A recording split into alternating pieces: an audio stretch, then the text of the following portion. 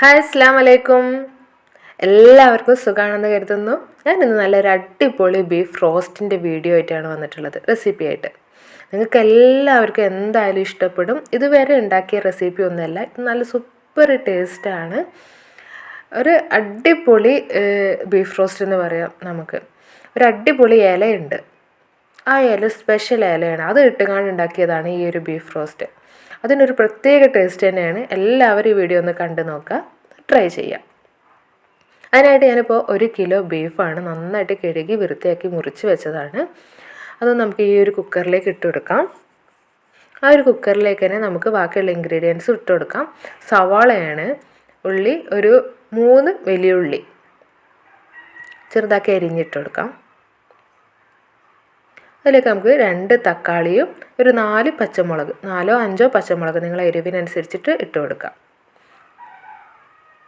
ഇല്ല, നമുക്ക് പാട്ടേണ്ട ആവശ്യമൊന്നുമില്ല. ഇത് ഈ ഒരു കുക്കറിലേക്ക് തന്നെ എല്ലാം ഇട്ട് കൊടുക്കാം. ഈ കൈ കണ്ടല്ലോ, ഒരു പിടിയോളം ചെറിയ ഇഞ്ചിയും വെളുത്തുള്ളിൻ്റെയും പേസ്റ്റാണ്. 1.5 ഇഞ്ച് വലുപ്പത്തിലുള്ള ഇഞ്ചി കഷ്ണവും, അതുപോലെ ഒരു ബോൾ വെളുത്തുള്ളി മൊത്തം എടുത്തിട്ടുണ്ട്. അതും കൂടി ചതച്ചതാണ്, പേസ്റ്റ് ആക്കിയിട്ടില്ല, ചതച്ചതാണ്. പിന്നെ ഒരു പിടി കറിവേപ്പിലയും കൂടി, പിന്നെ 1 ടീസ്പൂൺ മഞ്ഞൾപ്പൊടിയാണ് എടുത്തിട്ടുള്ളത്. അതും കൂടി എടുത്തിട്ട് നമുക്ക് നന്നായിട്ടൊന്ന് ഇളക്കാം. നമുക്ക് ഇനി ഉപ്പൊക്കെ കൂടി ഇടണം. അടിയിലുള്ള ബീഫിൽ നിന്ന് തന്നെ കുറേശ്ശെ വെള്ളം തന്നെ ഇറങ്ങും. നമ്മളിപ്പോൾ കഴുകി വാരി ഇട്ടതാണ്, അപ്പോൾ അതുകൊണ്ട് ബീഫിൽ നിന്ന് തന്നെ അത്യാവശ്യം വെള്ളം ഇറങ്ങും. എന്നാലും നമുക്ക് കുറച്ച് വെള്ളം കൂടി ഒഴിച്ച് കൊടുക്കാം. ആദ്യം നമുക്ക് 1 സ്പൂണോളം,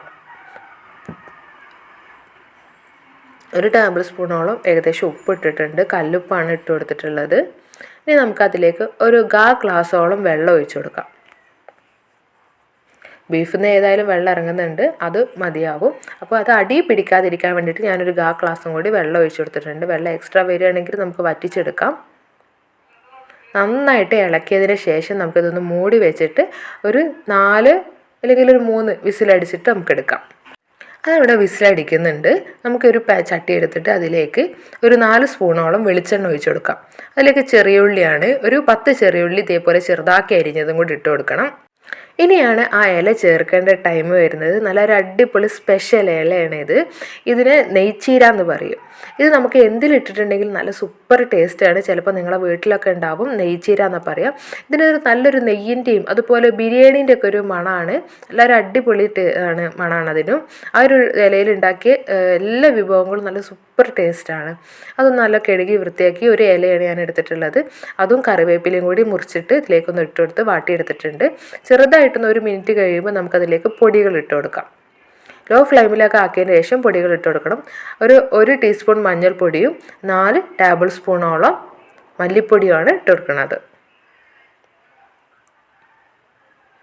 ആ ഒരു നെയ്ച്ചീരൻ്റെ മണവും അതിൻ്റെ രുചിയുമാണ് ഈ ഒരു ബീഫിലേക്ക് നന്നായിട്ട് പിടിച്ചിട്ടുള്ളത്.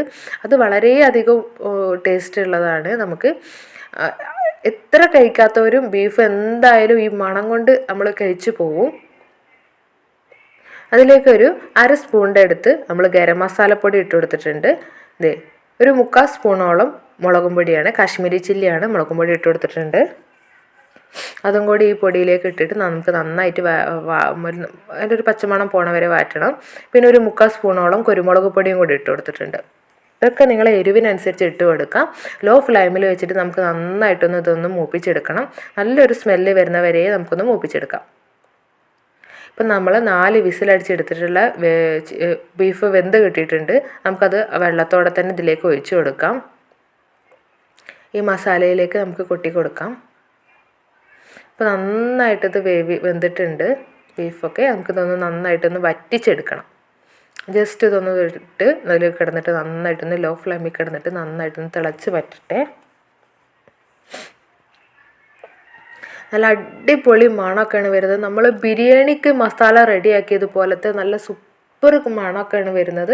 നമുക്ക് എത്ര കഴിച്ചാലും നെയ്ച്ചോറിലേക്കും പൊറാട്ടയിലേക്കും ചപ്പാത്തിയിലേക്കും പത്തിരിയിലേക്കും ദോശയിലേക്കും വെറും ചോറിലേക്കും എല്ലാ ഐറ്റംസിലും പറ്റുന്ന, എസ്പെഷ്യലി നമുക്ക് നെയ്പത്തിരിയിലേക്കും എല്ലാത്തിലേക്കും പറ്റുന്ന നല്ലൊരു അടിപൊളി ബീഫ് റോസ്റ്റാണ്. ഇത് എല്ലാവരും ട്രൈ ചെയ്യുക. ഇതുപോലെ നിങ്ങളുടെ വീട്ടിൽ ഇല ഉണ്ടെങ്കിൽ ഇത് എന്തായാലും ഇട്ട് കൊടുക്കുക.